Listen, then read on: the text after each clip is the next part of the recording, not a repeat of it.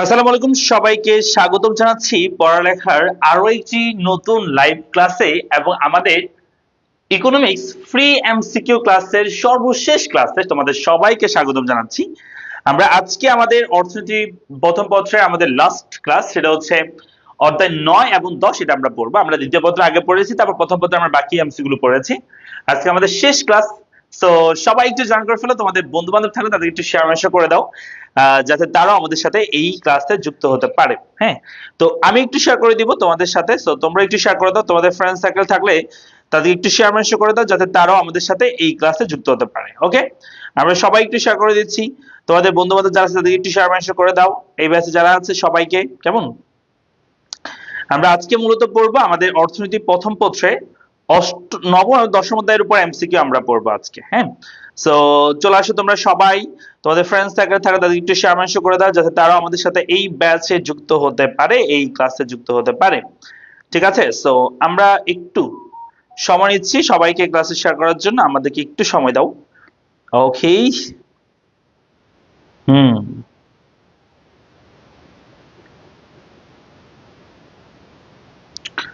ওকে, একটা মিনিট আমাদের একটু সময় দাও, আমরা এখনই শুরু করে দিব ক্লাস ইনশাআল্লাহ।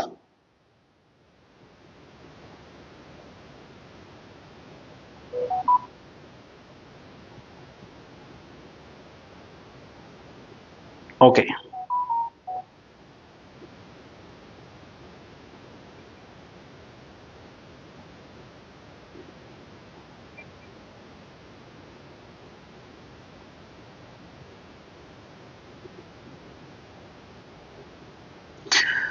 ঠিক আছে, তাহলে আমরা শুরু করব। হ্যাঁ, আমরা সবাই একটু জয়েন করে ফেলি, তোমাদের ফ্রেন্ড সার্কেল থাকলে তাদেরকে একটু শেয়ার মেনশন করে দাও। এই ব্যাচে যারা আমাদের সাথে যাদের এই ক্লাসগুলো প্রয়োজন মনে হচ্ছে তাদেরকে একটু শেয়ার মেনশন করে দাও, এবং তোমাদের বন্ধু বান্ধব যারা আছে তাদেরকে একটু মূলত নিজের ওয়ালে একটু শেয়ার করে দাও। হ্যাঁ, তাতেই হবে। সো আমরা একটু ওয়েট করছি বাকিরা জয়েন করার জন্য। আমরা হচ্ছে আজকে পড়বো ফার্স্ট পেপারে চ্যাপ্টার 9 এবং 10, এই দুটো অধ্যায়ের আমরা এমসিকিউ পড়বো আজকে। হ্যাঁ, চ্যাপ্টার 9 10 আমরা পড়বো। সো সবাই চলে আসো। হ্যাঁ, চ্যাপ্টার 9 10 আমরা পড়বো আজকের ক্লাসে। হ্যাঁ, আমরা সবাই একটু জয়েন করে ফেলি। হিমান্ত বড়ুয়া আমাদের সাথে আছে, আদাব ভাইয়া। ওকে, তারপর হচ্ছে অঙ্কন আমাদের সাথে আছে, স্যার নমস্কার, আমি আপনার পেইড ব্যাচের শিক্ষার্থী। ওকে, অর্ণব আছে, অর্ণব শাহ বলছে স্যার আমি নেত্রকোনা থেকে। ওকে, আমাদের সাথে রয়েছে অহনা অহনা সাহা আমাদের সাথে আছে। অহনা সাহা বলছে স্যার কেমন আছে, ভালো আছে আলহামদুলিল্লাহ, তুমি কেমন আছো। তো আমরা সবাই একটু জয়েন করে ফেলি। হ্যাঁ, তোমাদের ফ্রেন্ডস থাকলে তাদেরকে একটু শেয়ার মেনশন করে দাও, যাতে তারাও আমাদের সাথে এই ক্লাসে যুক্ত হতে পারে। ঠিক আছে, আমরা সবাই একটু জয়েন করে ফেলি। ওকে, আমরা সবাই একটু জয়েন করে ফেলি সবাই। ওকে, আমাদের আজকের ক্লাসে আমরা পড়বো মূলত আমাদের অর্থনীতি প্রথম পত্রের। হ্যাঁ, অর্থনীতি প্রথম পত্রে আমরা চ্যাপ্টার আমরা পড়বো। অর্থনীতি প্রথম পত্রের চ্যাপ্টার আমরা পড়বো চ্যাপ্টার 9 এবং 10, এই দুটো অধ্যায় আমরা আলোচনা করব। তো সবাই একটু জয়েন করো। হ্যাঁ, সবাই একটু জয়েন করো, তোমাদের বন্ধু বান্ধব থাকলে তাদের শেয়ার করে দাও, যাতে তারাও যুক্ত হতে পারে আমাদের সাথে এই ক্লাসে। ওকে, আমি আমি আমাদের মূল ক্লাসে চলে যাব। সোনিয়া আমাদের সাথে আছে, আমাদের সাথে জুতি আছে, সালাম দিয়েছে, ওয়েলকাম স্যার। আমাদের সাথে রয়েছে অনকন শেয়ারডাউন, থ্যাংক ইউ। আফিফাতুল জান্নাত নুফা আমাদের সাথে আছে, সালাম দিয়েছে, ওয়েলকাম সালাম। অহনা বলছে আমাদেরকে সালাম দিয়েছে, ওয়েলকাম সালাম। ওকে, সবাইকে অনেক অনেক ধন্যবাদ জয়েন করার জন্য আজকের ক্লাসে, এবং সবাই একটু শেয়ার করে দিবা। শেয়ার করে কমেন্ট বক্সে শেয়ার ডান লিখো একযোগে সবাই। আমরা জাস্ট 30 সেকেন্ড সময় নিব, তারপরে আমাদের ক্লাসে আমরা চলে যাব। আমরা 30 সেকেন্ডের মধ্যে ক্লাসে চলে যাব। সবাই একটু শেয়ার করে দাও। হ্যাঁ, সবাই একটু শেয়ার করে দাও। আরেকটা বিষয় বলি, সেটা হচ্ছে কে কোন জায়গাতে যুক্ত হচ্ছে অবশ্যই জানাতে ভুলবে না। মায়েশা আমাদের সাথে রয়েছে, মায়েশা বলছে টাঙ্গাইল থেকে দেখতে পাচ্ছে। তারপর হচ্ছে অনুরাধা আমাদের সাথে আছে, স্যার কেমন আছেন, আলহামদুলিল্লাহ অনেক অনেক ভালো আছি। অনুরাধা কি অবস্থা তোমার, কেমন আছো। ইউসুফ আমাদের সাথে রয়েছে নোয়াখালী থেকে, আমাদের সাথে অহনা আছে, সালাম দিয়েছে, ওয়েলকাম সালাম। আবরার আমাদের সাথে রয়েছে। ওকে, তারপর হচ্ছে জিনাইদাহ থেকে আবরার আমাদের সাথে আছে। মিনহাজ আমাদেরকে সালাম দিয়েছে, ওয়েলকাম। সোনিয়া আছে। ওকে, তারপর হচ্ছে মিম আমাদের সাথে রয়েছে। ক্লাস কি ইউটিউবে থাকবে? ইনশাআল্লাহ থাকবে। তারপর হচ্ছে আমাদের সাথে মার্জিয়া আমাদের সাথে রয়েছে। তারজুমা তারজুমা মার্জিয়া সালাম দিয়েছে, ওয়ালাইকুম সালাম। জিহাদ আমাদের সাথে আছে। ওকে, সালাম দিয়েছে। মেঘ বর্ষা আমাদের সাথে রয়েছে। সিরাজগঞ্জ থেকে আমাদের সাথে রয়েছে নুফা। চট্টগ্রাম থেকে আমাদের সাথে রয়েছে অহনা। অহনা ঢাকা থেকে যুক্ত হয়েছে। ওকে, ফাইন, আমরা সবাই একটু ক্লাসে শেয়ার মেনশন করে দিব। হ্যাঁ, সবাই ক্লাস শেয়ার মেনশন করে দিই, আমি ক্লাসে চলে যাচ্ছি, সময় নষ্ট করবো না। আমরা ফার্স্ট পেপারে চ্যাপ্টার 9 এবং 10 আজকের ক্লাসে আমরা আলোচনা করব। খুবই গুরুত্বপূর্ণ দুটো অধ্যায়, চ্যাপ্টার 9 এবং 10 অধ্যায়। এটা শর্ট সিলেবাস ছিল, এবং তোমাদেরও এই চ্যাপ্টার থেকে কোশ্চেন আসার সম্ভাবনা অনেক বেশি। মানে এই চ্যাপ্টারগুলো গুরুত্বপূর্ণ বেশি আর কি, ঠিক আছে? তো চল আমরা তাহলে শুরু করি। ওকে, আমাদের প্রথম এমসিকিউ চলে এসেছে, বলছে কোনটিতে দেশে কর্মরত বিদেশিদের আয় অন্তর্ভুক্ত হবে?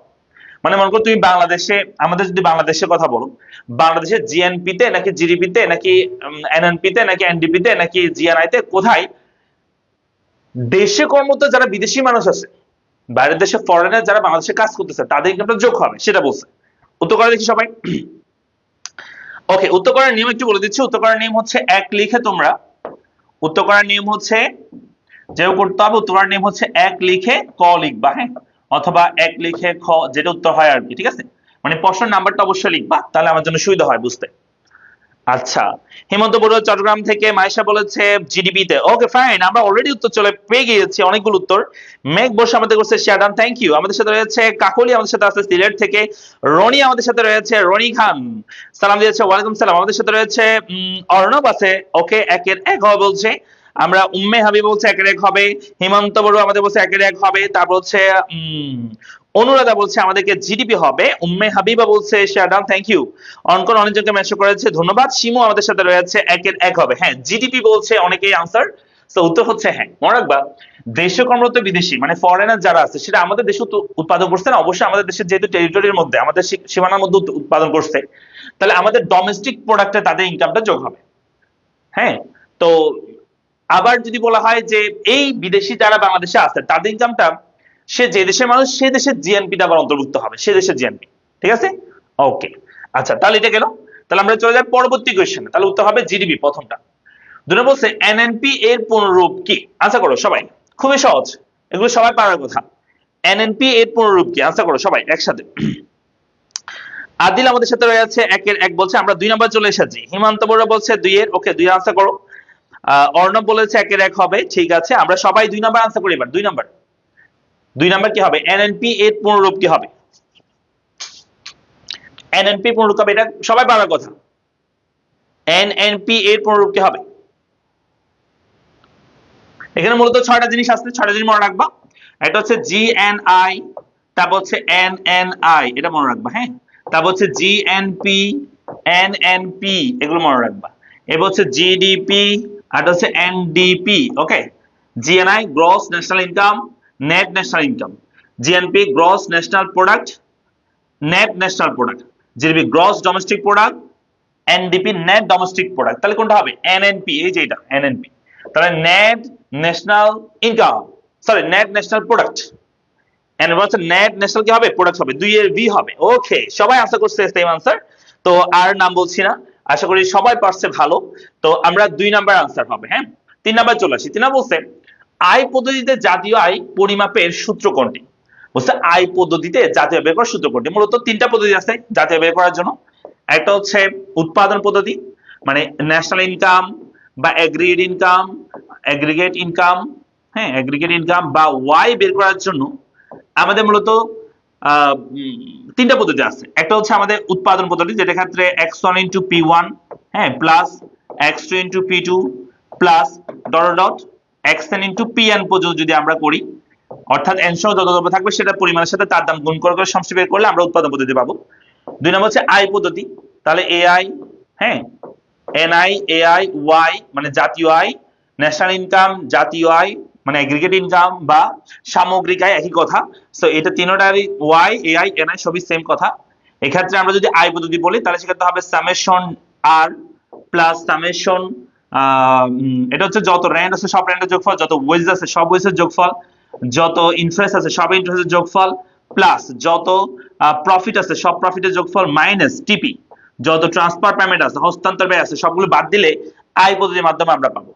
এরপর হচ্ছে লাস্ট 3 নাম্বার হচ্ছে ব্যয় পদ্ধতি যদি বলা হয়, সেক্ষেত্রে এনআই, হ্যাঁ, তারপর হচ্ছে এআই, ওয়াই সমান আমরা বলতে পারি C plus I plus G plus X minus M. হ্যাঁ, এটা হচ্ছে কি পদ্ধতি বলো তো? এটা হচ্ছে আমাদের ব্যয় পদ্ধতি। ওকে, তাহলে বলছে আয় পদ্ধতির মাধ্যমে কোনটা জাতীয় সূত্র কোনটা হবে?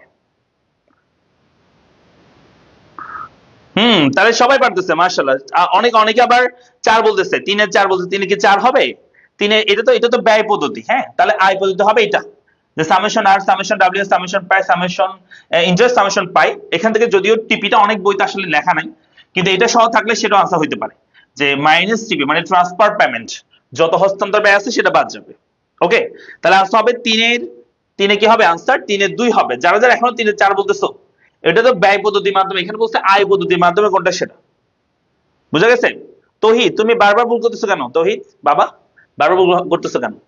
আচ্ছা চলে আসি 4 নম্বর। 4 নম্বর বলছে স্বল্পকালীন ভোগ অপেক্ষক কোনটি? বলছে স্বল্পকালীন ভোগ অপেক্ষক কোনটি? উত্তর করো। স্বল্পকালীন ভোগ অপেক্ষক কোনটি? মূলত ভোগ অপেক্ষক দুই ধরনের হয়। একটা হচ্ছে আমরা লিখতে পারি যে মনে করে লিখলাম c সমান 100 প্লাস 0.5y, হ্যাঁ এভাবে একটা থাকতে পারে। আর তারপর c সমান 0.5y, একটা হচ্ছে স্বল্পকালীন একটা দীর্ঘকালীন।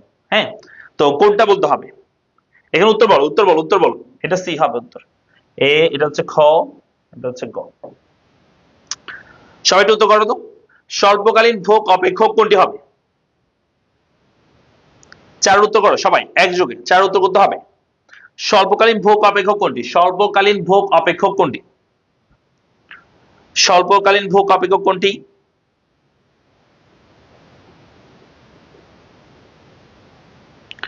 ওকে, আমরা 4 উত্তর পাচ্ছি। অনেকে 2 বলছে, হ্যাঁ অনেকেই বি বলছে, আমরা দিতে পাচ্ছি। হ্যাঁ উত্তর হচ্ছে এটা। আসলে আমরা একটা এক্সাম্পল লিখছি, এটা সহজ রূপ হচ্ছে এরকম যে সি সমান এ প্লাস বি ওয়াই, এই ফরম্যাটে থাকবে। হ্যাঁ, আর এটা সহজ রূপ হচ্ছে এরকম, এটা সহজ রূপ হচ্ছে সি সমান শুধু বি ওয়াই ফরম্যাটে থাকবে। অর্থাৎ এখানে একটা ধ্রুবক, এখানে একটা ধ্রুবক থাকবে, প্লাস থাকবে, এখানে ওয়াই থাকবে। অর্থাৎ এই ফরম্যাটে থাকে মূলত। হ্যাঁ, আমাদের স্বল্পকালীন ভোগ অপেক্ষক। তাহলে কোনটা হবে আনসার? আনসার হবে 2, তাই না? 4-2 হবে উত্তর। উত্তর কত হবে? 4-2 হবে। ওকে, আমরা কি বুঝতে পারছি? আচ্ছা এরপর আসো। আচ্ছা এরপর আমাদের 26-এ যারা শিক্ষার্থী আছো আমাদের এখানে এখনো যুক্ত আছো, তো তোমরা যারা এখনো আমাদের এফআরবি ব্যাচে ভর্তি হও না, ফাইনাল রিভিশন ব্যাচ, যেটাতে সব বিষয় তুমি পেয়ে যাবা 2000 টাকা, তোমার সব বিষয় কমপ্লিট হয়ে যাবে, এসএসসি পরীক্ষা পর্যন্ত ক্লাস চলবে। তো এই ব্যাচে ভর্তি হতে পারো তোমরা এফআরবি ব্যাচে, ফাইনাল রিভিশন ব্যাচে। কোর্স ফি 2000 টাকা, ব্যবসা শিক্ষা মানবিক সব বিষয় পেয়ে যাবে এই কোর্সে। ওকে, তাহলে এরপর আসো 5 নাম্বারটা। তো 5 নাম্বার বলছে যে 3 খাত বিশিষ্ট অর্থনীতিতে জাতীয় আয় পরিমাপের সূত্র কোনটি হবে? 3 খাত বিশিষ্ট অর্থনীতিতে জাতীয় পরিমাপের সূত্র কোনটি হবে? উত্তর করো সবাই। জাতীয় আয় পরিমাপের সূত্র কোনটা হবে 3 খাত বিশিষ্ট অর্থনীতির ক্ষেত্রে?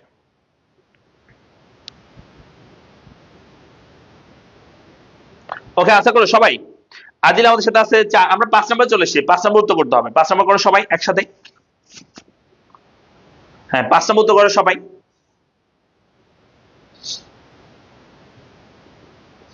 মেহেজাবিন বলছে আমাদেরকে 5-1 হবে। আমাদের সে মাসুক মাহমুদ মাসুক, ঠিক আছে। ওকে, 5-1 বলছে। তারপর হচ্ছে হিমন্ত বড়ুয়া আমাদের সাথে আছে। হিমন্ত বড়ুয়া বলছে 5-1 হবে।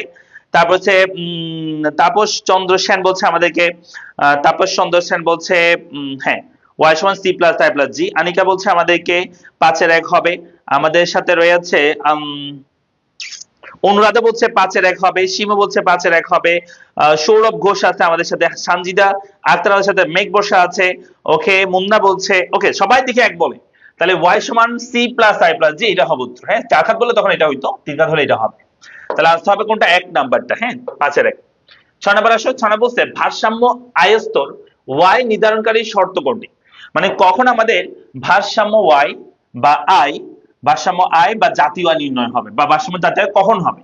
ও তো বলছে এডি সমান কিউডি সমান কিউএস হলে, এমআর সমান এমসি হলে, এডি সমান এএস হলে, ডিএল সমান এসএল হলে। তো কোন ক্ষেত্রে আমাদের যে ভারসাম্য আয় স্তর হবে? মূলত দেখো, এটা হচ্ছে ভারসাম্য দাম বের করার জন্য কিউডি সমান কিউএস হইতে হয়। হ্যাঁ, আর একটা বাজারে ভারসাম্য হওয়ার জন্য, এমআর সমান এমসি হইতে হয়। প্রয়োজনীয় শর্ত এটা বাজার ভারসাম্য হওয়ার। আর এই চ্যাপ্টারে আমাদের অ্যাগ্রিগেট ডিমান্ড অ্যাগ্রিগেট সাপ্লাই সমান হলে তখন মূলত আমাদের এখানে ভারসাম্য জাতীয় আয় পাওয়া যায়। আর এটা হচ্ছে মজুরি নির্ধারণের ক্ষেত্রে demand of labour, demand of supply of labour যদি সমান হয় সেক্ষেত্রে মজুরি নির্ধারণ হয়, ভারসাম্য মজুরি নির্ধারণ হয়। ঠিক আছে, তাহলে এই চারোটা কিন্তু ইম্পর্টেন্ট জিনিস কথা। হ্যাঁ, এটা হচ্ছে দ্বিতীয় অধ্যায়ে, এটা হচ্ছে চতুর্থ অধ্যায়ে, এটা হচ্ছে আমাদের নবম অধ্যায়, আর এটা হচ্ছে পঞ্চম অধ্যায়ে।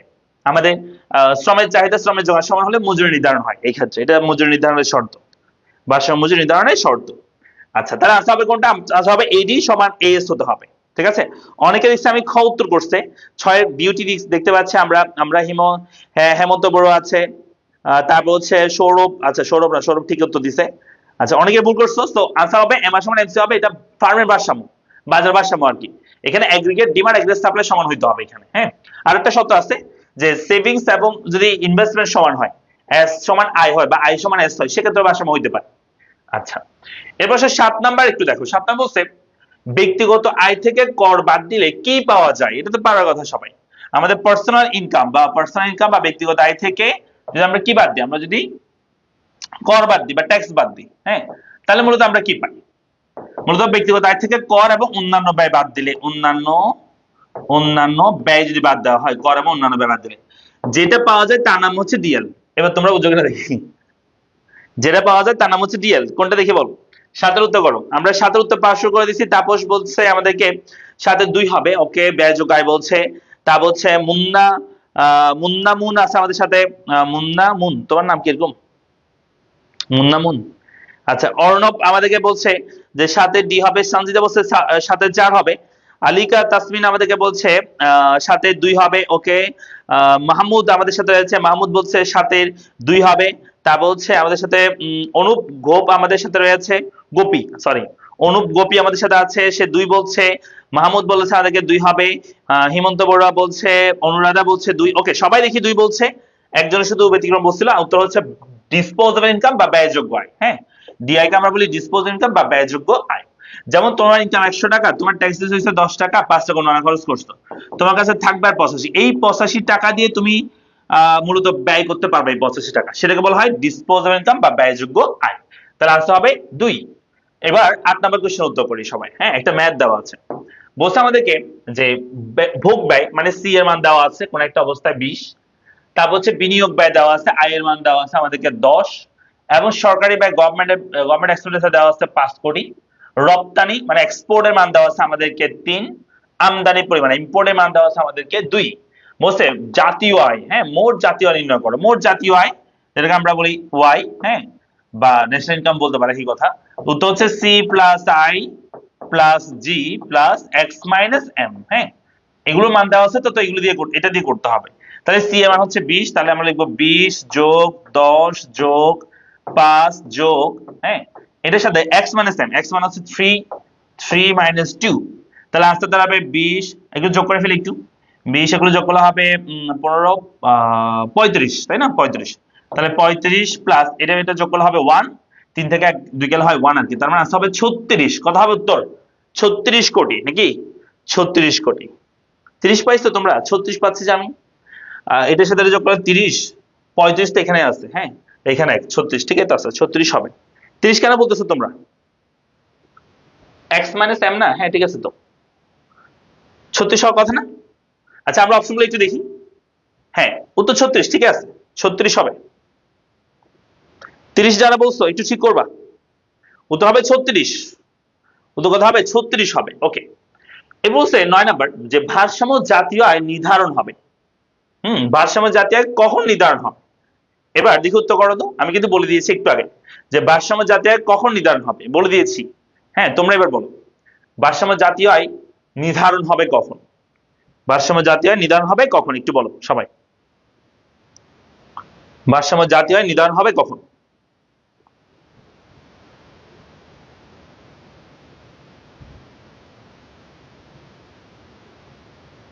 ভারসাম্য জাতীয় আয় নির্ধারণ হবে কখন, একটু বলো দেখি সবাই।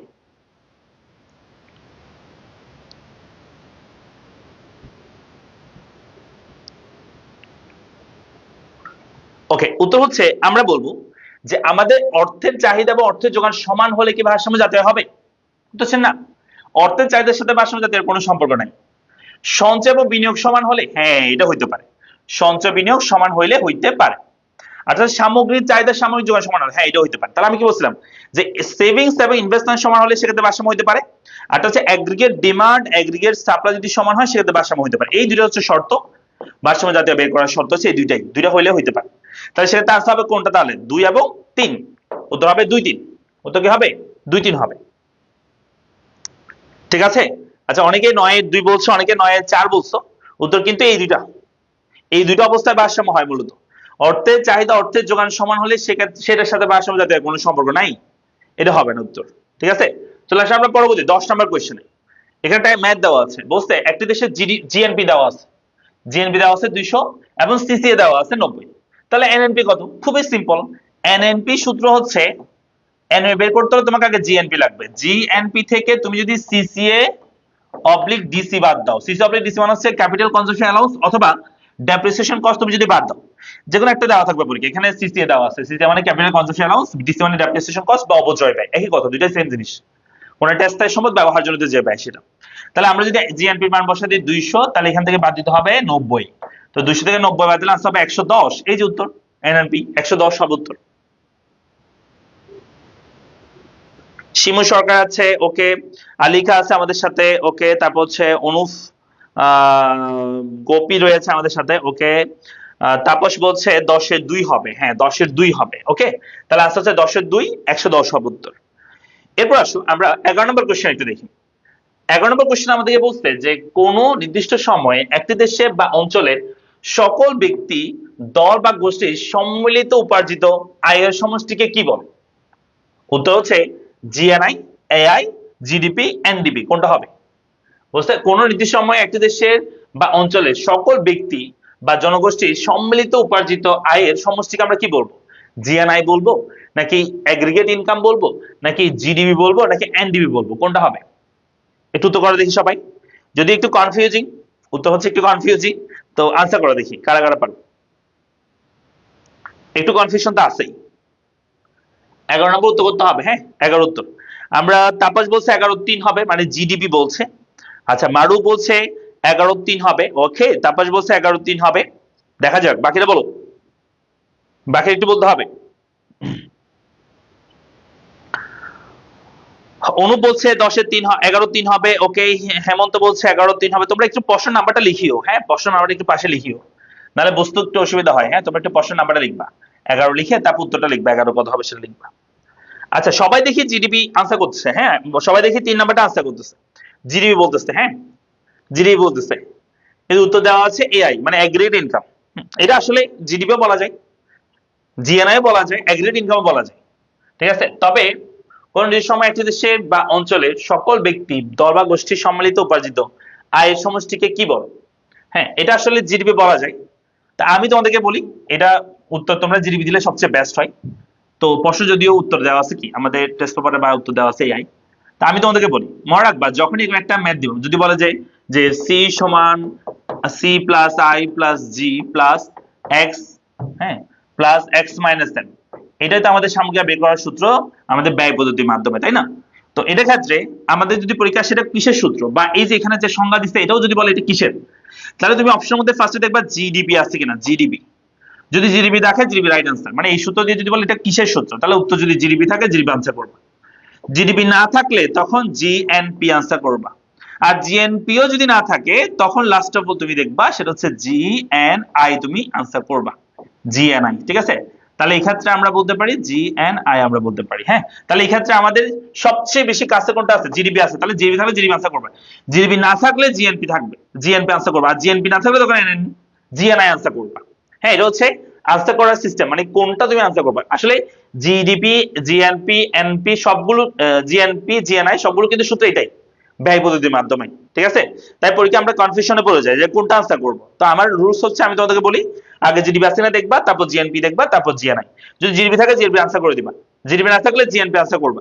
এর ওটা না থাকলে তখন তুমি জিএনআই আনসার করতে পারবা, সমস্যা। তাহলে আনসার কি হবে? 3 নাম্বার হবে। আনসার কি লিখবা? 3 নাম্বার হবে।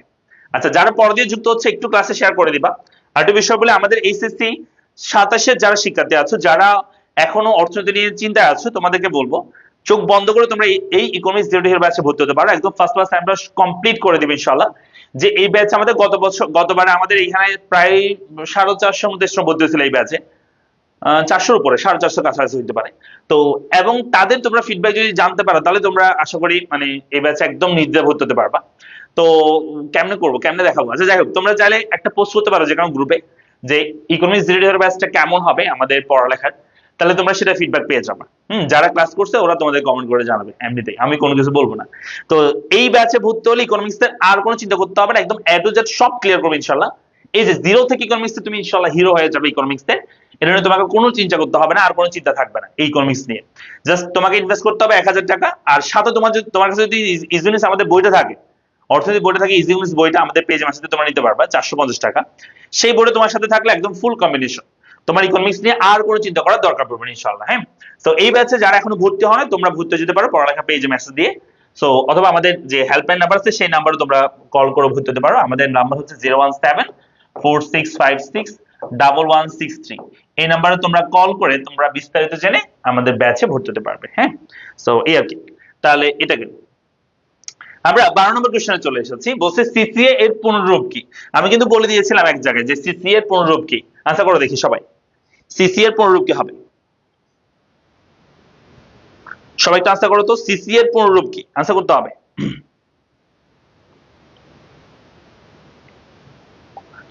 সিসিএ এর পুনরূপ কি হবে?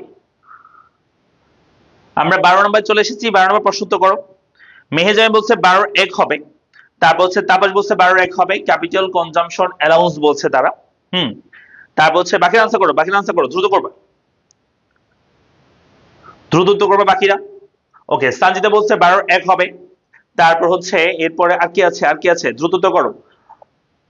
অনুপ আমাদেরকে বলছে 12 এক হবে। হ্যাঁ, উত্তর হচ্ছে 12 এক। আমি আর সময় নষ্ট না করি, ক্যাপিটাল কনজাম্পশন অ্যালাউন্স। হ্যাঁ, আরটা আছে ডিসি, ডিসি মানে ডেপ্রিসিয়েশন কস্ট বা অপচয় ব্যয়। আর সিসি মানে হচ্ছে ক্যাপিটাল কনজাম্পশন অ্যালাউন্স, মূলধন সামগ্রী ব্যবহারজনিত ব্যয় আমরা বলবো। তাহলে এটা গেল 12 নম্বর। আমরা 13 নম্বর একটা ম্যাথ দেখতে পাচ্ছি। চলো এই প্রশ্ন আমরা ম্যাথের উত্তর করি। বলছে সি এর মান দেওয়া আছে 5000, আই এর মান দেওয়া আছে 4000, জি এর মান দেওয়া আছে 2000। ওয়াই এর মান কত বলছে? আমরা জানি ওয়াই সমান সি প্লাস আই প্লাস জি। এক্সটার্ম থাকলে এক্সটার্ম সহ লিখতাম, এখানে 3 খাতায় লিখলাম। তো সি এর মান 5000, 4000, 9000, 9, 10, 11 হবে আর কি। তাহলে উত্তর হবে 11000, তাই না? 11000 হবে। ওকে, তাহলে উত্তর কি? 13 উত্তর কি হবে? 13 উত্তর বলো, তোমরা বলো, 13 উত্তর কি হবে? 4, অর্থাৎ 11000 হবে আমাদের। হ্যাঁ, আচ্ছা 13 নম্বর গেল। এবার চলো 14 নম্বর প্রশ্ন উত্তর করি। 14 নম্বর একটা ম্যাথ দেওয়া আছে। বলছে রাকিব সাহেব মাসিক বেতন 20,100 টাকা থেকে বৃদ্ধি পেয়ে 46,970 টাকা হয়েছে। মাশাআল্লাহ মাশাআল্লাহ, ডাবল চেয়ে বেশি হয়ে গেছে। তো বলছে ভোগের জন্য তার মাসিক খরচ 15,000 টাকা থেকে বৃদ্ধি পেয়ে 20,000 টাকা হয়েছে। তার বর্তমান সঞ্চয়ের পরিমাণ কত? মনে রাখবা, সঞ্চয়ের পরিমাণ বের করতে হলে মানে সেভিংস এর পরিমাণ বের করতে হলে তোমাকে ইনকাম থেকে কস্ট বাদ দিতে হবে। ইনকাম থেকে কস্ট বাদ দিলে তুমি সেভিংস পেয়ে যাবে, বুঝছো? তো ইনকাম থেকে তুমি যদি কস্ট বাদ দাও সেভিংস পাবা। তো এখানে ইনকাম কত হয়েছে? এখানে ইনকাম হচ্ছে আমাদের এই যে 46,000 টাকা তার বর্তমান ইনকাম।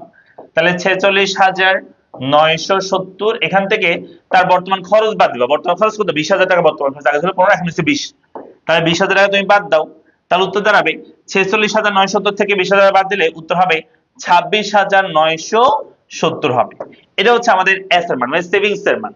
হ্যাঁ, এই যে সবাই উত্তর করতেছে। হ্যাঁ, তাহলে 14 উত্তর কি হবে বলো? 14 উত্তর হবে ডি, 26,970 করা লাগে না।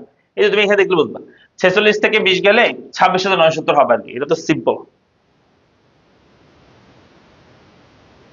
তাহলে গেলে এটা আশা করি এটা পারবো আমরা। ওকে, তাহলে এটা আমরা শেষ করলাম। এরপর আসো 15 নাম্বার কোশ্চেন। দেখো আবার সেম উদ্দীপক দিয়েছে এবং প্রশ্ন করছে। বলছে আমাদের বাংলাদেশের জাপানি রবি সেলফোন কোম্পানি, হ্যাঁ, 2014 সালে প্রচুর মুনাফা অর্জন করে। মানে বাংলাদেশের মধ্যে রবি সেলফোন কোম্পানি, যেটা জাপানি কোম্পানি, সেটা খুবই লাভ করছে। বাংলাদেশেও প্রায় 50,000 নাগরিক জাপানের কাজ করে, মানে বাংলাদেশের 50,000 নাগরিক জাপানে কাজ করতেছে বাংলাদেশের মানুষ। তাদের অর্জিত আয় দেশের প্রেরণ করেন। বলছে রবি সেলফোন কোম্পানি আয় বাংলাদেশের কোথায় অন্তর্ভুক্ত হবে? জিডিপিতে অন্তর্ভুক্ত হবে, জিএনপিতে অন্তর্ভুক্ত হবে, জিএনপি জিডিপি উভয়ের মধ্যে অন্তর্ভুক্ত হবে, জিডিপিতে অন্তর্ভুক্ত হবে না। কোনটা হবে আনসার? রাইট আনসার করো দেখি সবাই। এটা তো পারার কথা, একটু আনসার করো সবাই।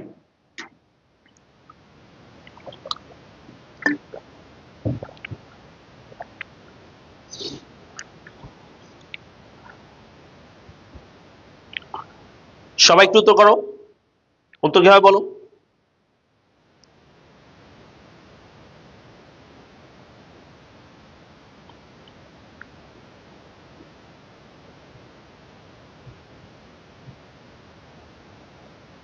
ওকে, আমরা যেটা 15-1 বলছে, অনেকে 15-2 বলছে, অনেকে 15-4 বলছে। উত্তর হচ্ছে, মনে রাখবা রবি সেলফোন কোম্পানি যদিও বাইরের দেশের কোম্পানি, কিন্তু সে বাংলাদেশে উৎপাদন করতেছে। তো বাংলাদেশের কোথায় অন্তর্ভুক্ত হবে? উত্তর হচ্ছে বাংলাদেশের জিডিপিতে অন্তর্ভুক্ত হবে, জিডিপিতে, বুঝছো? আর সেই দেশের জিএনপিতে অন্তর্ভুক্ত হবে। বোঝা গেছে? তাহলে আমরা যদি বলি, আবার যদি পরেরটা বলছি যে বাংলাদেশেও প্রায় 50,000 নাগরিক জাপানে কাজ করে, সেক্ষেত্রে ওই মানুষগুলোর ইনকাম বাংলাদেশের জিএনপি অন্তর্ভুক্ত হবে, তাদের দেশে জাপানের জিডিপি অন্তর্ভুক্ত হবে তাদের ইনকামটা। বাংলাদেশের মানুষ যারা বাইরের দেশে কাজ করতেছে আর কি, জাপানে কাজ করে সেটা, তাহলে তো হচ্ছে জিডিপি, বাংলাদেশের জিডিপিতে অন্তর্ভুক্ত হবে। হ্যাঁ, এক হবে উত্তর। 16 নম্বর প্রশ্ন উত্তর করে আমরা সবাই, বলছে বাংলাদেশের নাগরিকদের প্রেরিত আয়, মানে ওই যে একটু আগে যে বাংলাদেশের নাগরিক বলছে যারা জাপানে কাজ করতেছে তাদের আয়টা কি হবে? বাংলাদেশের জিএনপি অন্তর্ভুক্ত হবে, জাপানের জিএনপি অন্তর্ভুক্ত হবে, জাপানের জিডিপি অন্তর্ভুক্ত হবে। উত্তর করো। এটা তো পারার কথা, এখনই বলে দিলাম আমি। হ্যাঁ, এখনই বলে দিয়েছি। উত্তর করো দেখি সবাই, এখনই তো বলে দিলাম আমি। উত্তর করো। বাংলাদেশের যারা নাগরিক জাপান থেকে টাকা পাঠাইছে সেটা কোথায় অন্তর্ভুক্ত হবে বলছে? 16 নম্বরটা করো। 16 নম্বর সবাই। শিমু সরকার আছে, ওকে। তারপর হচ্ছে মুন্না আছে, আলিকা রয়েছে আমাদের সাথে। মেহেজাম বলছে 16-3 হবে। আচ্ছা, 16-3 বলছে। আচ্ছা, তারপরে বাকিরা উত্তর করো কি হবে।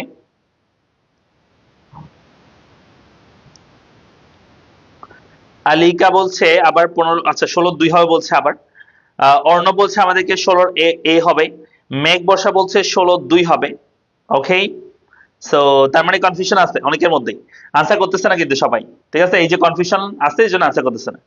মেহেজা বলছে 16-2 হবে।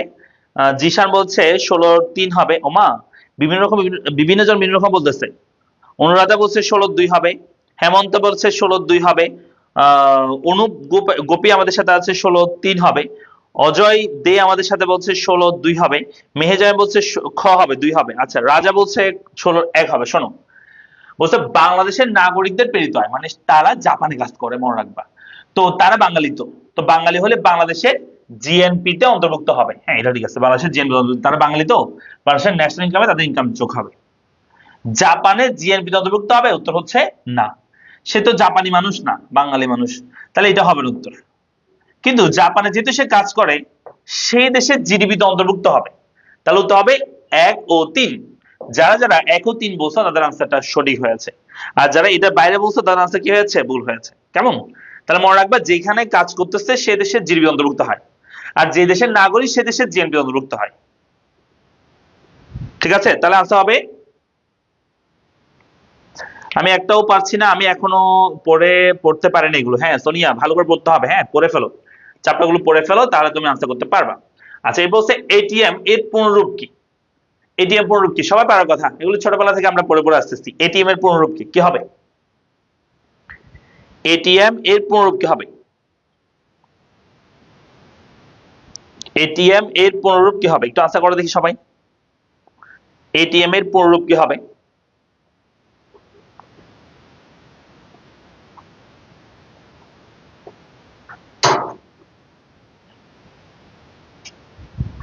এটিএম এর পুনরূপ কি হবে? একটু করো দেখি উত্তর দেখি। 17 আমরা সি দিতে পাচ্ছি। 3 বলছে অটোমেটেড টেলার মেশিন।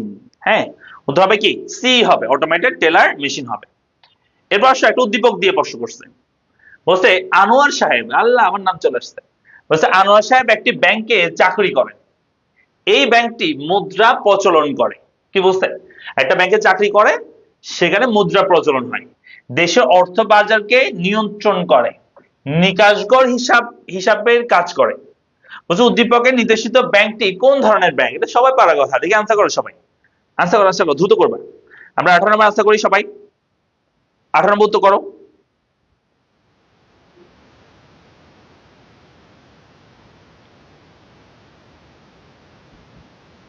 18 নম্বর উত্তর করো সবাই।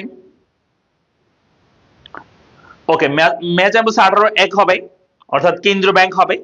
সোনিয়া বলছে 17। আমরা 18 নম্বর চলে এসেছি। অনুরাধা বলছে 18-1 হবে। হেমন্ত বলছে 18-1 হবে। হ্যাঁ, আশা করি সবাই পারার কথা, এটা কেন্দ্রীয় ব্যাংক হবে, যেহেতু সব বাজারকে নিয়ন্ত্রণ করে এবং মুদ্রা প্রচলন করে। এটা কেন্দ্রীয় ব্যাংক ছাড়া অন্য কেউ পারে না। কেন্দ্রীয় ব্যাংকের প্রধান কাজ হচ্ছে মুদ্রা প্রচলন করা, অন্য কোনো ব্যাংক সেটা পারে না। ঠিক আছে, তাহলে আনসার হবে 1 নাম্বারটা। আচ্ছা, এরপর হচ্ছে আমাদের যারা এসএসসি 26-এর আছো এখানে এই ক্লাস করছো, সো যাদের এখন ইকোনমিক্স এর প্রবলেম, তোমরা ভর্তি হতে পারো আমাদের ইকোনমিক্স টার্গেট প্লাস ব্যাচ। এটা ক্লাস চলমান আছে আমাদের এই ব্যাচে। সো এটাতে প্রথম পত্রের অষ্টম অধ্যায় শেষ হতে, নবম অধ্যায় ক্লাস চলতেছে। প্রথম পত্রের বাকি অধ্যায়গুলো এবং সেকেন্ড পেপার সবগুলো তুমি লাইভ ক্লাস পাবা, আর যেগুলো হয়ে গেছে ফার্স্ট পেপারের ক্লাস সেগুলো তুমি রেকর্ডেড পেয়ে যাবে।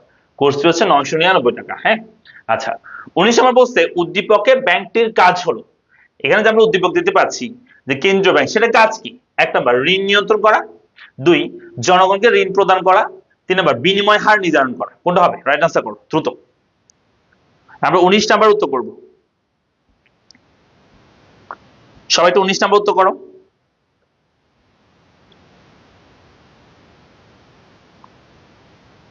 সবাই তো 19 নাম্বার উত্তর করবে।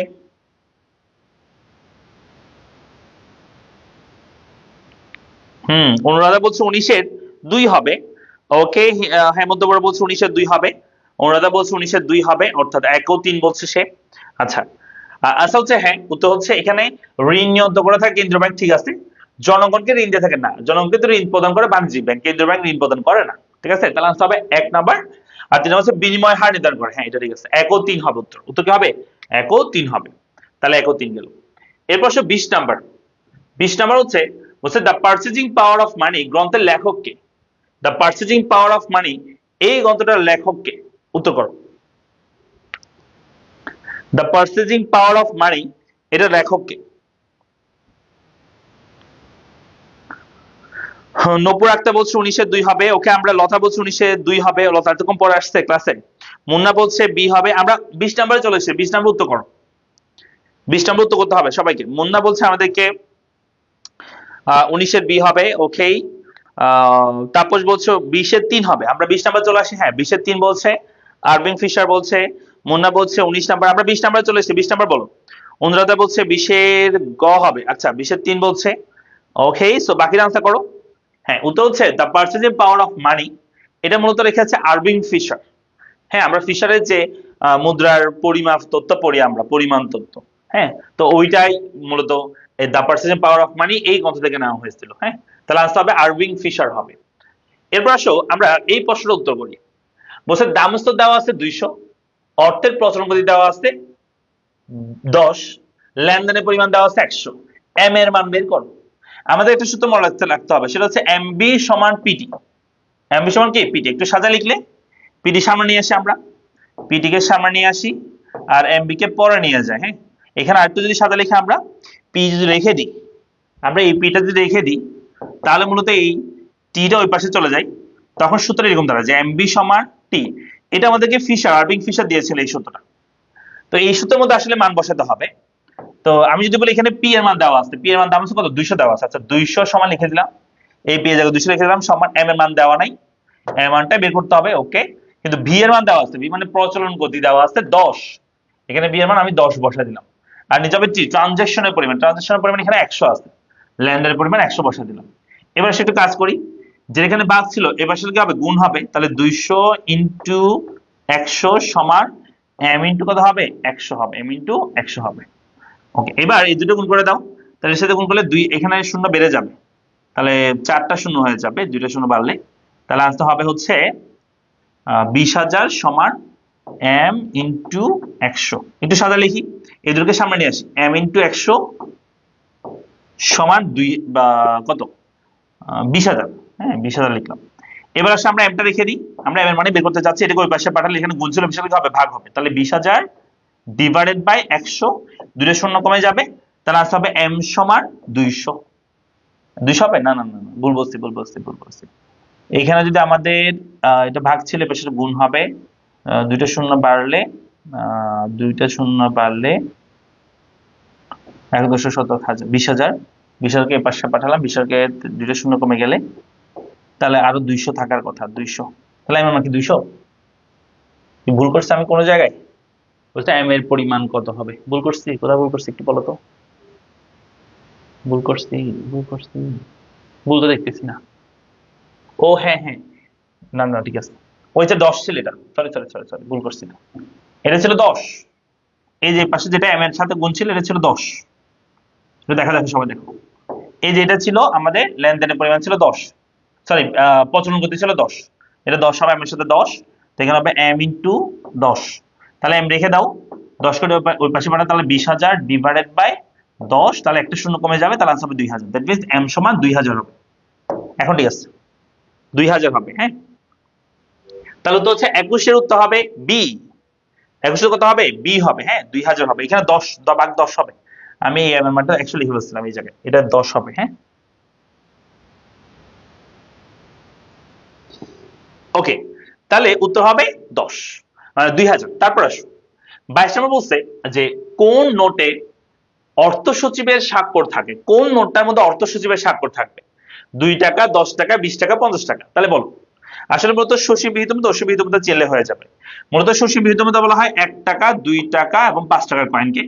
অন্যদিকে 5 টাকার নোট এবং 10 টাকা, 20 টাকা, 50 টাকা, 100 টাকা, হ্যাঁ, 200 টাকা, 500 টাকা, 1000 টাকা, এগুলোকে আমরা মূলত বলে থাকি কি? আমরা বলে থাকি অসীম বিহিত মুদ্রা। আর এটাকে আমরা বলি শশী বিহিত মুদ্রা। শশী বিহিত মুদ্রার মধ্যে অর্থ সচিবের স্বাক্ষর থাকে, আর অসীম বিহিত মুদ্রার মধ্যে বাংলাদেশ ব্যাংকের গভর্নরের স্বাক্ষর থাকবে। ঠিক আছে? আচ্ছা, তাহলে কোনটা হবে উত্তর? কোন নোটে অর্থ সচিবের স্বাক্ষর থাকে, কি হবে? 22 উত্তর হচ্ছে 1 হবে, 2 টাকার মধ্যে থাকবে। কয় টাকা? 2 টাকা হবে। এরপর আসো, এর বলছে 23 নাম্বার যে ফিশারের বিনিময় সমীকরণ কোনটি হবে? আমি একটু আগে লিখে দিয়েছিলাম ফিশারের বিনিময় সমীকরণ, তোমরা তো করে এবার। আমি একটু আগে লিখে দিয়েছি ফিশারের বিনিময় সমীকরণ কোনটা ছিল। সবাই একটু উত্তর করো দেখি।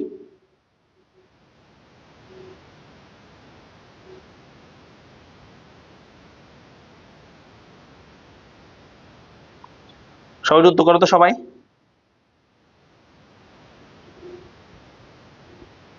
22 23 নাম্বার চলে আসছে আমরা। 23 নাম্বার উত্তর করো শিমু। 23 নাম্বার উত্তর করো সবাই।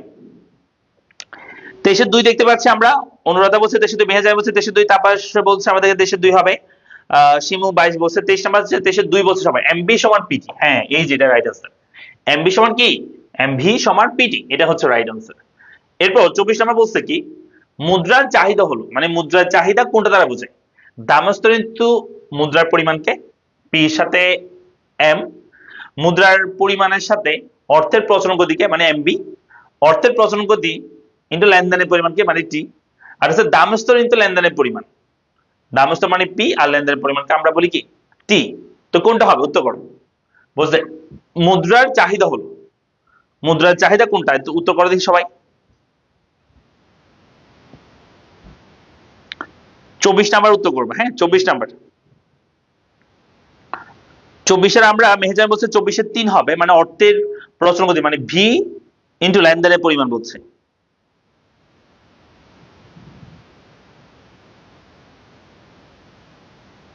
আর বলছে মুদ্রার চাহিদা বলছে আমরা, মুদ্রার চাহিদা।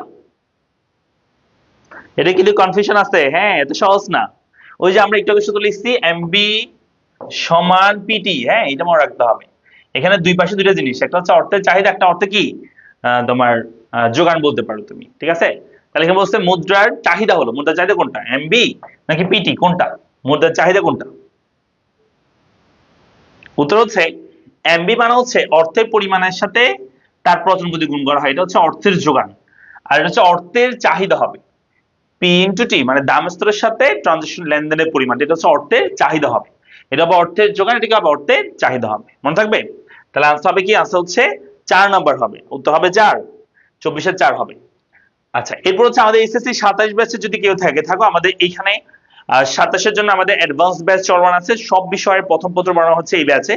তো ভর্তি হতে পারবে 2000 টাকা দিয়ে, সব বিষয় তোমার ক্লিয়ার হয়ে যাবে ইনশাআল্লাহ। হ্যাঁ, এরপর হচ্ছে 25 নাম্বার বলছে মুদ্রা কি?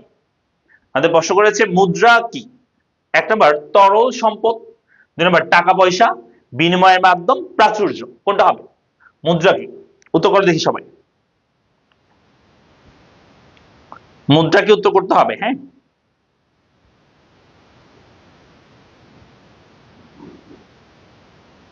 আর বেশি না, কয়েকটা প্রশ্ন পড়বো আমরা, জাস্ট কয়েকটা। মুদ্রা কি বলছে? আলিকা বলছে আমাদেরকে 24, আমরা 25-এ চলে এসেছি। 25 মেহেজাবিন বলছে 25-এ 3 হবে, বিনিময় মাধ্যম হবে। হেমন্ত বলছে বিনিময় মাধ্যম, ওকে। অর্ণব বলছে গুড, ভেরি গুড। তাহলে আনসার হচ্ছে বিনিময় মাধ্যম হবে, যা বিনিময় মাধ্যম সঞ্চয় ভার মূল্যের পরিমাণ হিসেবে কাজ করে, তাকে আমরা মূলত অর্থ বা মুদ্রা বলে থাকি। হ্যাঁ, মনে থাকবে আশা করি। ওকে, এরপর আসো বলছে নিচের কোনটি অসীম বিহিত মুদ্রা? বলছে অসীম বিহিত মুদ্রা কোনটা? আমি অলরেডি তোমাদেরকে বলছি কোনটা সসীম কোনটা অসীম। এখানে বলছে 1000 টাকার নোট, 5 টাকার কাগজে মুদ্রা, 10,000 টাকার চেক, 1 টাকার ধাতব মুদ্রা, 100 টাকার ড্রাফট, 5 টাকার ধাতব মুদ্রা, তা বলছে 100 টাকার প্রাইস বন্ড, 2 টাকার ধাতব মুদ্রা, কোনটা হবে? উত্তর করো, কোনটা অসীম বিহিত মুদ্রা? 26 নম্বর উত্তর করতে হবে সবাইকে। তো এবার আছে 25-3 বলছে, আবির বলছে আমাদেরকে 25-3 হবে, নূপুর বলছে 25-3 হবে, তারপর হচ্ছে নাজমুল হাসান বলছে 4 হবে। ওকে ওকে, আমরা একটু বলি সবাই। তো এবার আছে আমাদেরকে 3 বলছে 25-3, আমরা 26-এ বলি, 26-এ কত হবে? সবাই একটু 26 নাম্বার উত্তর করি। মেহেজাই বলছে 26-এর 1 হবে, অনুরাধা বলছে 26-এর 1 হবে, তারপর লতা বলছে 26-এর 1 হবে। হ্যাঁ, মানে 10,000 টাকা আর 5,000 টাকা কি বলছে? কাগজের মুদ্রা বলছে। Good, very good. তাহলে আসতে হবে কি 10,000 টাকা 5 টাকা কি কাগজে মুদ্রা, 26-এর 1 হবে উত্তর। এরপর আসো আমরা 27 নাম্বার দেখি। একটা এক্সাম্পল দিছে, বলছে এ ব্যক্তি একটি ব্যাংকে কর্মরত যেটি আর্থিক নীতি প্রণয়ন এবং ঋণ নিয়ন্ত্রণের ক্ষমতা রাখলেও জনগণকে প্রত্যক্ষভাবে ঋণ দেয় না। তাহলে এটা কোন দেশ, স্যার এটা কোন ব্যাংক হবে? অবশ্যই কেন্দ্রীয় ব্যাংক। আবার বি ব্যক্তি অন্য একটি আর্থিক প্রতিষ্ঠানে কর্মরত যেটি জনগণের অর্থ জমা রাখে এবং অন্যদিকে ঋণ দিয়ে থাকে। তাহলে সেটা কি বি ব্যাংক, যে ব্যক্তিতে যে ব্যাংকে চাকরি করে সেটা হচ্ছে বাণিজ্যিক ব্যাংক হবে। তারপর উদ্দীপক অনুযায়ী বি এবং এ, এখানে মনে রাখবা সিকোয়েন্সটা কি বলছে, সিকোয়েন্সটাকে বি বলছে, তারপর কি বলছে এ বলছে, তোমাকে উত্তরের সময় সেটা মাথায় রাখতে হবে। তাহলে বিটা হবে বাণিজ্যিক ব্যাংক আর এটা হবে কি কেন্দ্রীয় ব্যাংক। দেখছো, মানে এটা আসলে মানে তোমাকে কনফিউজ করে দিছে। কেন্দ্রীয় ব্যাংক বাণিজ্যিক ব্যাংক তুমি যদি আনসার করে দাও উদ্দীপক দেখে এটা কেন্দ্রীয় ব্যাংক, এটা কি পরটা হচ্ছে বাণিজ্যিক ব্যাংক, উত্তর ভুল হয়ে যাবে, এটা ভুল হয়ে যাবে। তোমাকে ক্রমিকটা খেয়াল রাখতে হবে, যেটা আগে বলছে সেটা আগে বলতে হবে। তাহলে বিটা হচ্ছে বাণিজ্যিক ব্যাংক আর এটা কি কেন্দ্রীয় ব্যাংক হবে, যথাক্রমে বলছে। দেখছো, বি এবং এ যথাক্রমে কি হবে, তাহলে বাণিজ্যিক ব্যাংক এবং কি হবে কেন্দ্রীয় ব্যাংক হবে। তাহলে এই যে প্রথমটা দেখে উত্তর করে দিলে কিন্তু গলদ হয়ে যাবে, হ্যাঁ ভুল হয়ে যাবে। তাহলে 27 উত্তর হবে কি 4 নাম্বার। হ্যাঁ, এরপর আসো 28 নাম্বার। দেখো ওই যে আগের সেম কোশ্চেন, এম এর মান দেওয়া আছে, বি এর মান দেওয়া আছে, টি এর মান দেওয়া আছে, পি এর মান বের করতে বলছে। আমি শর্টকাট লিখি, সূত্র হচ্ছে এম বি ডিভাইডেড বাই কি টি। তাহলে এম এর মান কত? এম এর মান হচ্ছে আমাদের 2000 এবং বি এর মান হচ্ছে আমাদের 2, ট্রানজিশনের পরিমাণ হচ্ছে 10। তাহলে উত্তর হচ্ছে, এখানে একটা শূন্য আমি কমাই দিই আগে থেকেই। সো 200 এটা 2 দুগুণে 4 হবে, এটা হবে 4, 2 দুগুণে 4, এটা 2টা শূন্য বসে যাবে। তাহলে আসতে হবে 400। কত হবে উত্তর? 400 হবে উত্তর, মানে দাম আসতে হবে 400। ঠিক আছে, তাহলে 28 উত্তর হবে 3, 28 কত হবে 3 হবে। এরপর আসো একটা ম্যাথ দেওয়া আছে, এই ম্যাথটা আমরা সলভ করে আমাদের মানে প্রশ্ন শেষ হবে, আমাদের ক্লাস শেষ হবে আজকে। খুবই গুরুত্বপূর্ণ একটা কোশ্চেন, আমরা প্রশ্নটা একটু দেখি। উদ্দীপকের মধ্যে দেশ দেওয়া আছে এ দেশ, যার ভোগে সি এর মান, আই এর মান, জি এর মান, এক্স এর বিয়োগফল এবং জনসংখ্যা দেওয়া আছে। আচ্ছা, কথা বলছে এ ও বি দেশে জিএনপি যথাক্রমে কত হবে, জিএনপি বের করতে বলছে। আমরা জানি জিএনপি সমান C plus I plus G plus X minus M, এটা হচ্ছে জিএনপি সূত্র, এক্স মাইনাস এম। জিএনপি বলো জিডিপি বলো সবই সূত্র কিন্তু সেম। তাহলে সি এর মান হচ্ছে আমাদের এখানে প্রথমটা এ দেশে বের করি, এটা হবে 1000। ওকে, 1000 যোগ আই এর মান হবে 500। আচ্ছা, তারপর হচ্ছে জি এর মান হবে 300। ওকে, তারপর হচ্ছে এক্স এর মান, মানে এক্স থেকে আমি বিয়োগ করলে যে বিয়োগফল সেটাই বলে দিচ্ছে এক্স্যাক্টলি, সেটা 200। তাহলে আমরা সব যোগ করে দিই। তাহলে 2000, এটা হচ্ছে 1000, এটা 1500, 1800, 2000, 2000 হবে। হ্যাঁ 2000, ঠিক আছে। তাহলে 2000। আবার যদি আমি বি দেশটা, এটা হচ্ছে এই দেশেরটা বের করছি, যদি বলি আমি বি দেশেরটা তাহলে সেম হবে। বি দেশের সি এর মান যোগ হবে, সি মানে 1200। ওকে, যোগ আই এর মান হচ্ছে 700 এবং ব্যয়ের জি এর মান হচ্ছে 300 লিখে দিলাম, যোগ এক্স এম হচ্ছে মাইনাস কত 200। ওকে, এবার যদি আমি বলি এটা 1200 আর 7, 7 12 19, 20 21 22, এই যে 2200 উপর আছে, সেখান থেকে এটা প্লাস মানে মাইনাস হয়ে যাবে। তো 2200 থেকে এটা বিয়োগ হয়ে যাবে, বিয়োগ হয়ে কত হবে? উত্তর হবে এটাও 2000। তাহলে উত্তর হচ্ছে এটাও 2000, এটাও 2000, উত্তর হবে এটা, তাই না? উত্তর হবে 2, মানে এবং বিদেশের যে কত হবে 2000, 2000 হবে উত্তর। ঠিক আছে, তাহলে 28 উত্তর হবে কত? 28 উত্তর হবে 2। না এটা হবে না, এটা হবে না, অনেকে এটা উত্তর করতেছো।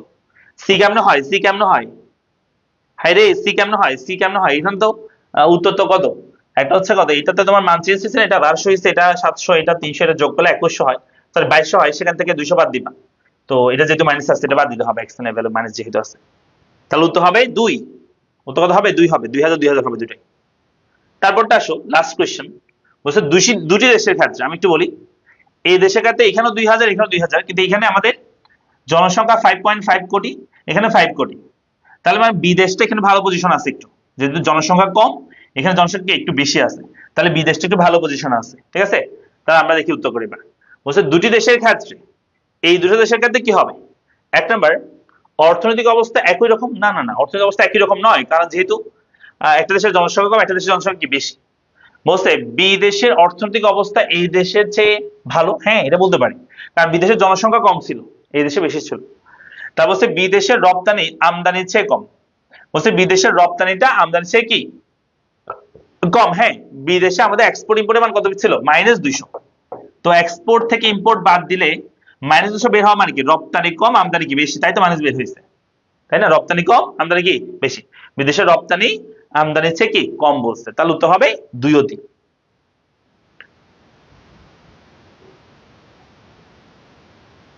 তাহলে উত্তর কেমন হবে? 2 ও 3। সরি, এখানে উত্তর 1 ও 3 দিচ্ছে, উত্তর হবে 2 ও 3। উত্তর ঠিক করো সবাই একটু, উত্তর হবে 2 ও 3। এটা হবে, এটা এটা হবে না, এটা হবে অর্থনৈতিক অবস্থা একই হবে না, এটা এটা হবে না। হ্যাঁ, 2 ও 3 হবে উত্তর, উত্তর 2 ও 3, এটা ঠিক করো।